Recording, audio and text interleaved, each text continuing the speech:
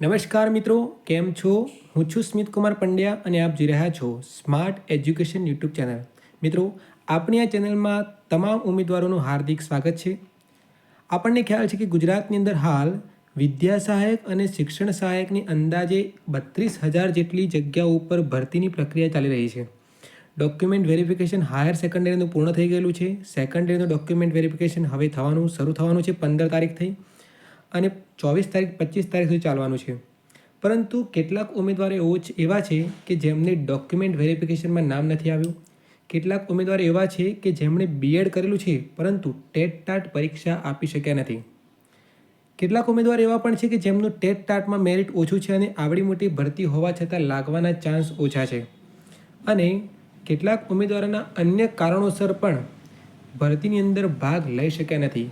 તો હવે શું તમારે સરકારી નોકરીથી વંચિત રહી જવાનું છે? તો મિત્રો ના, કારણ કે હવે એક બીજી ભરતી આવવા જઈ રહી છે જેની ચર્ચા આપણે આ વિડીયોમાં કરવાના છે. મિત્રો, આ કોઈ ખોટી વાત નથી, એટલે શાંતિથી આખા વિડીયોને જોજો, સમજજો અને તમારા તમામ મિત્રો કે જેમને આ ભરતીની જરૂરિયાત છે અને આ મોટી ભરતી જે હાલ ચાલી રહી છે એમાં લાગવાના ચાન્સ ઓછા છે, એમને આ બાબતથી ઇન્ફોર્મ કરજો, જેથી એ તૈયારી કરી અને આગળની જે બીજી ભરતી છે એમાં પોતાની એક જગ્યા રોકી શકે. મિત્રો, આપણે ખ્યાલ છે કે જ્યારે એક ભરતી હોય એ પૂર્ણ થતાં ખૂબ જ લાંબો સમય લાગી જતો હોય છે, પરંતુ એના પહેલાંની જે પ્રક્રિયા છે કે ભરતીના રિક્રુટમેન્ટ રૂલ્સ, તો મિત્રો આવી જ એક નવી ભરતી જે આવવાની છે એના રિક્રુટમેન્ટ રૂલ્સ પણ બની ગયા છે. એની ટેન્ટેટિવ વેકેન્સી પણ આવી ગઈ છે, પરંતુ એ વેકેન્સી કઈ છે, કોને કઈ રીતે લાગુ પડે છે, એનું પગાર ધોરણ કેટલું છે, આ તમામ વસ્તુ આપણે આ વિડીયોમાં જોવાના છીએ. તો જો ચેનલને સબસ્ક્રાઈબ ના કરી હોય તો પહેલાં જ ચેનલને સબસ્ક્રાઈબ કરી દેજો, ચેનલને લાઇક કરી દેજો અને તમારા તમામ મિત્રો સુધી આ વિડીયોને શેર કરી દેજો. તો શરૂ કરીએ આજની મહત્ત્વની અપડેટ.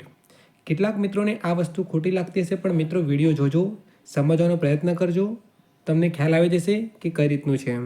ઓકે, કોઈ પણ ડાઉટ હશે તો તમે કોમેન્ટ કરી શકો છો. અને જ્યારે પણ આ જે ભરતીની વાત કરું છું એની કોઈ પણ નાની મોટી અપડેટ ભવિષ્યમાં આવશે તો આપણી ચેનલ દ્વારા તેને ઇન્ફોર્મ કરીશું તમને, જેથી બેલ આઇકોન પ્રેસ કરી દેજો, એટલે કોઈ પણ વિડીયો આપણે મૂકીશું તો તમને એની માહિતી મળી રહે. તો શરૂ કરીએ.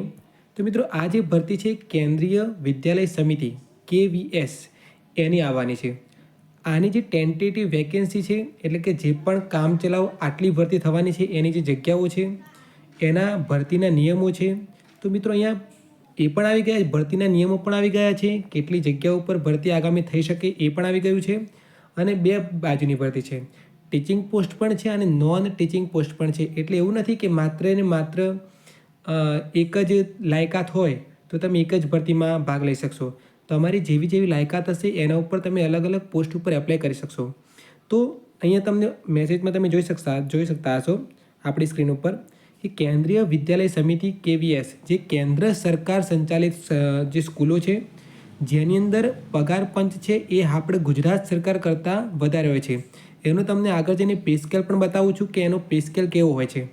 તો આ ખૂબ જ મોટી એક ઓપોર્ચ્યુનિટી કહી શકાય, કારણ કે તમે આ જો ભરતીમાં લાગી જશો તો તમને ગુજરાત સરકારના હાયર સેકન્ડરીનો જે ટીચર હોય છે એના પગાર કરતાં પણ વધારે પગાર ત્યાં તમને નાની પોસ્ટ માટે, માધ્યમિક અથવા તો પ્રાઇમરી માટે તમને એટલો પગાર મળી રહે છે.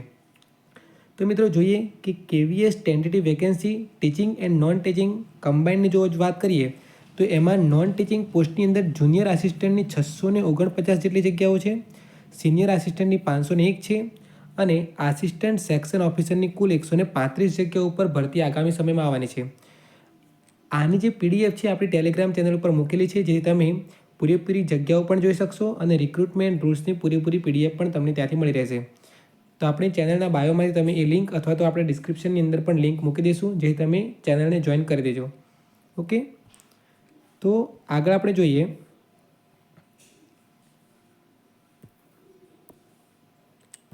કે જે મુખ્ય આપણી જે નોન ટીચિંગ અને ટીચિંગ આ બે પ્રકારની પોસ્ટ છે. નોન ટીચિંગમાં જુનિયર આસિસ્ટન્ટની 649, સિનિયર આસિસ્ટન્ટની 501 અને આસિસ્ટન્ટ સેક્શન ઓફિસરની કુલ 135 જગ્યાઓ છે.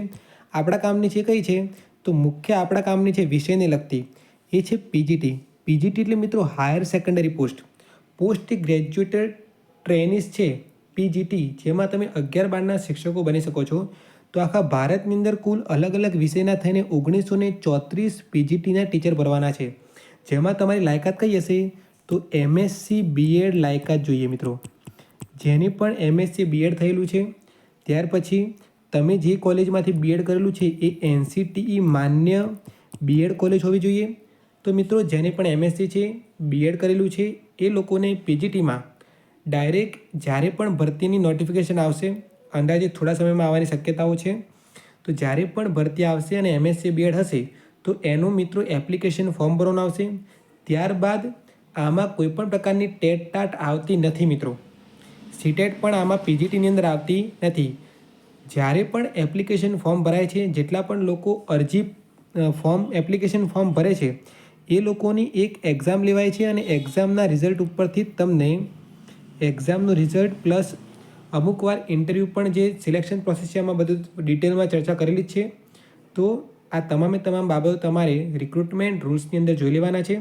પણ ઇન શોર્ટ મુખ્ય લાયકાત કઈ છે? તો એમએસસી બીએડ જેટલી લાયકાત છે અને કોઈ પણ ટેટ ટાટ નથી. એટલે પીજીટી છે એ તમારા માટે ખાસ મહત્ત્વની છે કે જેમાં તમે જોબ મેળવી શકો છો.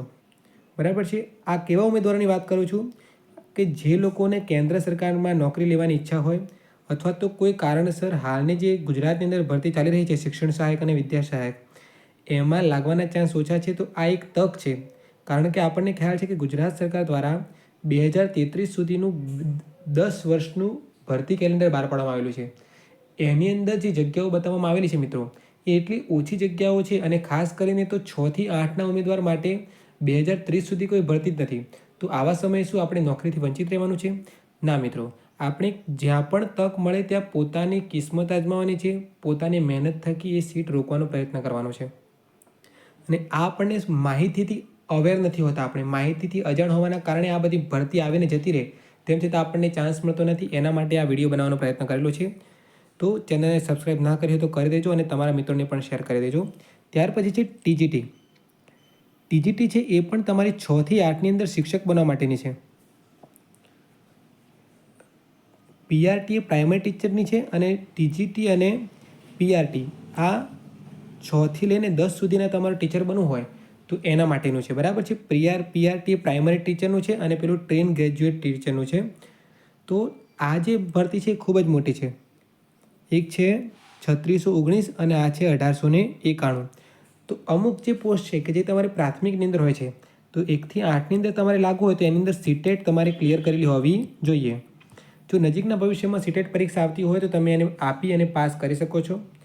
અને જેને પણ ભૂતકાળમાં પાસ છે એમના માટે પણ એક આ તક મહત્ત્વની બની રહેવાની છે કે જે સીટેટ પાસ હશે અને બીએસસી બીએડ અથવા તો બીએ બીએડ ગમે તે હોય તો એ લોકો આ જે ભરતી છે એમાં ભાગ લઈ અને ટીચર બની શકશે.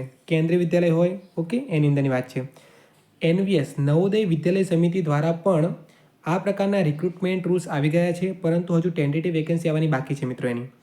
એના પણ ભરતીના ફોર્મ હશે, પણ રિક્રુટમેન્ટ રૂલ્સ છે એ મોટાભાગે કેન્દ્રીય વિદ્યાલય અને એનવીએસ છે નવોદય વિદ્યાલય સમિતિ, એના મોટાભાગે સરખા જ હોય છે. ઓકે.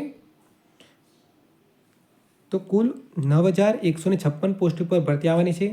વાત કરી લઈએ આપણે જગ્યાઓ આવી છે એની વાત. આખી તમામ ગુજરાતની અને આખા ભારતની જેટલી પણ જગ્યાઓ છે એની પીડીએફ આપણે ટેલિગ્રામ પર મૂકેલી છે. પણ ખાલી તમને બતાવું છે કઈ રીતની વેકેન્સી આવેલી છે. તો આ છે અમદાવાદની અંદર. આ જે પીડીએફ છે અમે તો દરેક રિજિયન અને સેક્શન કોડ, સ્ટેશન કોડ, બરાબર છે, રિજિયન અને સ્ટેશન કોડ છે એના ઉપર તમે તમારો જે નજીકનું જગ્યા જોઈ શકો છો. ગુજરાત અથવા તો જે પણ રાજ્યની જોઈ હોય જગ્યા જોઈ શકો છો. તો અહીંયા મિત્રો આપણને જો એક પેજ બતાવું છું તમને કે જામનગર છે, એમાં ટ્રેન ગ્રેજ્યુએટ ટીચર કેટલા લેવાના છે? સબ સ્ટાફ 17 લેવાનો છે. પછી ઇંગ્લિશના ટીચર 2 લેવાના છે.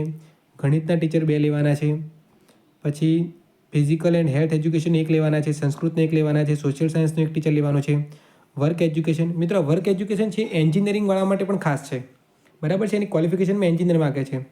તો આ તમામ ભરતી છે આપણા ગુજરાતની અંદરની વાત કરું છું. આ જો અમદાવાદની અંદર ગોધરા પંચમહાલમાં બાયોલોજીના ટીચરની વેકેન્સી છે, ફિઝિક્સના ટીચરની પણ છે, કેમિસ્ટ્રીના ટીચરની પણ વેકેન્સી છે, ઇંગ્લિશના ટીચરની પણ વેકેન્સી છે. આ ફિઝિક્સનું આવી ગયું, ગણિતના પણ વેકેન્સી છે. તો આ દરેક જગ્યાઓનું લિસ્ટ આપણી ટેલિગ્રામ ચેનલ પર મૂકેલું છે, એટલે જોઈન કરી લેજો.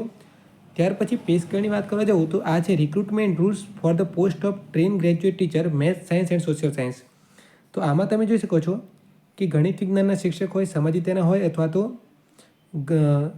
બરાબર છે ગણિત વિજ્ઞાન અથવા સોશિયલ સાયન્સ ટીચર બનવું હોય, તમને પે સ્કેલ કેટલું મળે છે? તો લેવલ 7. તમને પ્રાઇમરી અને જે માધ્યમિકની વાત કરવા જઈએ તો જે ગુજરાત સરકારમાં હાયર સેકન્ડરી ટીચર 11-12ના ટીચરને જેટલો ગ્રેડ પે મળે છે એટલો ગ્રેડ પે ત્યાં પ્રાઇમરી અને માધ્યમિકને મળે છે. બરાબર છે. તો એનો પે સ્કેલ કેટલો છે? અહીંયા 44, એના કરતાં વધારે મળે છે. જો 44,900થી શરૂઆત થાય છે બેઝિક એનો. ટીજીટી મેથ્સની કેટલી છે? તો 2795, ટીજીટી સાયન્સની 1859 અને ટીજીટી સોશિયલ સાયન્સની છે 2367 જગ્યાઓ છે ટ્રેન ગ્રેજ્યુએટ ટીચર્સ. ઓકે, જેમાં તમારે સીટેટ જોઈશે. પીજીટીમાં સીટેટ નથી જોઈતું. પીજીટીમાં એક એક્ઝામ આવે છે, આપવાની હોય છે. બરાબર છે. અહીંયા તમને બીજું જોવા મળે છે કે ભાઈ પીજીટી પોસ્ટ ગ્રેજ્યુએટ ટીચર, એની અંદર પીજીટી મેથ્સની 1323, પીજીટી ફિઝિક્સ 1402. બરાબર છે. આ એક કોડ પણ આપેલું છે આપણને. એના પગાર ધોરણની વાત કરવા જઈએ તો લેવલ 8થી મળે તમને.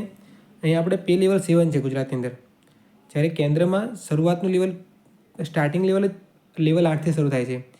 ઓકે, તો આ છે પગાર ધોરણ કે જેમાં તમને ગુજરાત સરકાર કરતાં વધારે પડતો પગાર મળે છે. એમાં કોઈ પણ પ્રકારનો ફિક્સ પે હોતો નથી, એટલે તમને લાગ્યો ત્યારથી જ તમને ફૂલ પે મળે છે. ઓકે, ના મામા કરતાં કાણા મામા સારા, આ કહેવત તમને ખ્યાલ છે. ગુજરાત સરકારમાં કોઈ નોકરી મળતી નથી, તો તમે એકવાર તમારું લક અહીંયા આઝમાવી શકો છો. માહિતીથી અવેર કરવા માટેના વિડીયો બનાવેલો છે. કોઈ ડાઉટ હોય તો કોમેન્ટ કરજો.